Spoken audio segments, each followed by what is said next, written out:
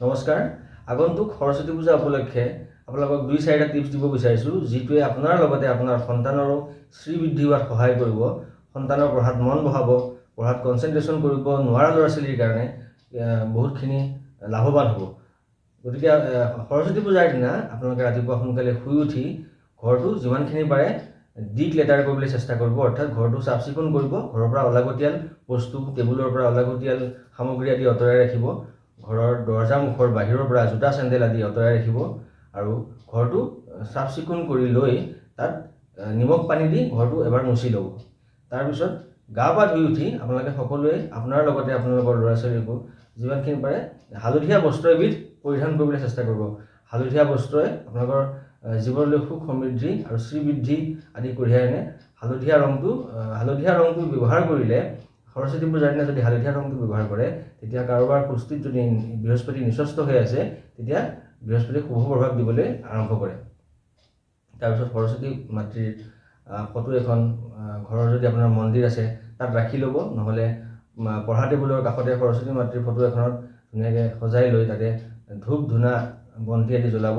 তাত ধূনাৰ লগত অলপ কৰ্পূৰ মিহলি, কৰ্পূৰে ঘৰত পজিটিভিটি আদি বৃদ্ধি কৰে। তাৰপিছত সৰস্বতী মাতৃৰ প্ৰিয় ফুল হ'ল হালধীয়া ফুল। সৰস্বতী পূজাৰ দিনা সৰস্বতী মাতৃক হালধীয়া ফুল দিবলৈ একেবাৰে নাপাহৰিব। হালধীয়া ফুল লগতে হালধিৰ টুকুৰা এটুকুৰ সৰস্বতী মাতৃৰ ফটোৰ ওচৰত ৰাখিব পাৰিলে ভাল। সৰস্বতী পূজাৰ দিনা আপোনালোকে ঘৰত এবিধ হালধীয়া খাদ্য এবিধ বনাব। ধৰক পায়সৰ লগত আপোনালোকে যদি কেশৰ অলপ মিহলি কৰি দিয়ে, পায়সটোৰ হালধীয়া ৰং হ'ব। গতিকে ঘৰৰ সকলো সদস্যই মিলিটো খাবই। সৰস্বতী মাতৃৰ ওচৰত প্ৰথমতে অৰ্পণ কৰি ল'ব। তাৰ উপৰিও বাকী লোকসকল যাক পায় বা সৰু ল'ৰা ছোৱালী আদি যদি আপোনালোকে পায় তেওঁলোককো খুৱাব। ভিক্ষাৰী আদি আহিলেও আপোনালোকে সেই ভোগ আপোনালোকে খুৱাব পাৰিব, তেতিয়া খুব ভাল হ'ব।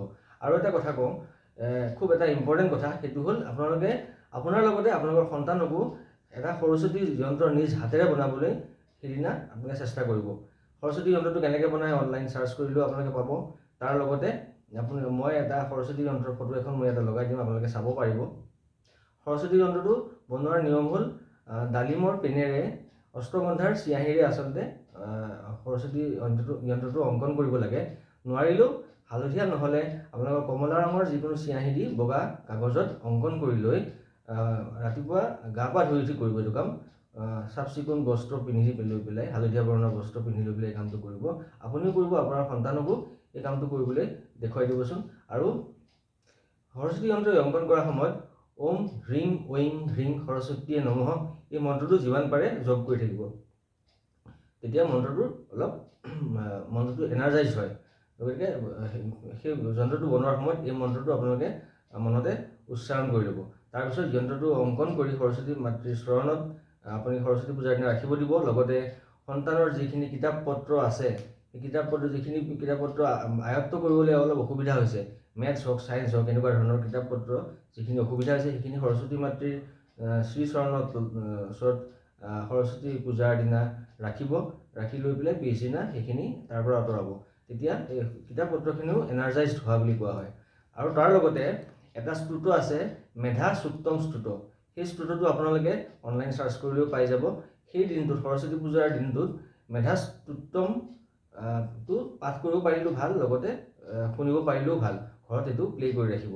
তেতিয়া আপোনালোকে চাবচোন, আপোনালোকে এই স্তোত্ৰটোৰ পৰা আপোনালোকৰ বহুতখিনি পজিটিভিটি আপোনালোকৰ জীৱনলৈ আহিব। আৰু লগতে আপোনালোকৰ সন্তানৰো খুব উন্নতি হ'ব, পঢ়া শুনাত মন বহিব। যদি কনচেনট্ৰেশ্যন কৰিব কাৰণে কনচেনট্ৰেশ্যন আদি বৃদ্ধি হ'ব। আপোনালোকে চেষ্টা কৰি চাওকচোন এইখিনি কৰিবৰ কাৰণে।